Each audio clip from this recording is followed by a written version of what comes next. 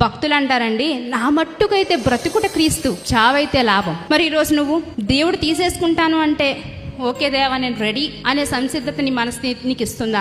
Okay దేవా నేను చేయాల్సింది ఇంతవరకు నువ్వు నాకు ఏదైతే ఇచ్చావో ఆ పనిని నేను సంపూర్ణంగా నెరవేర్చానయ్యా, క్రియల్లో నేను నీతిగా ఉన్నాను తండ్రి, మాటల్లో నేను జాగ్రత్తగా ఉన్నాను తండ్రి, మీకు సన్నిధిలో నా కుటుంబాన్ని చక్కగా కట్టుకుంటున్నాను దేవా, ఇప్పుడు తీసేసుకున్నా నేను రెడీ తండ్రి అనే సంసిద్ధత నీలో ఉందా? ప్రతి ఒక్క క్రైస్తవ జీవితంలో సంసిద్ధత, రెడీ అనేది చాలా ఇంపార్టెంట్ అండి. పెళ్లికి వెళ్తే ప్రతిదీ మనం రెడీ చేసేసుకుంటాం ముందే. ఆ చీర అప్పటికప్పుడు షాప్ దగ్గర కొనేసుకుని వేసేసుకుంటామా?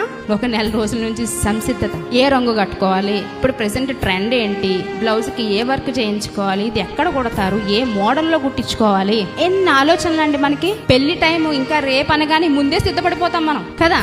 మరి దేవుని కోసం ఎందుకు నీకు ఆ సంసిద్ధత ఉందా మరి లేదా? ఒకసారి ఆలోచించండి. సిద్ధపడిన కన్యకల వలె సంఘం ఉండాలి, సిద్ధపడిన కన్యకల వలె.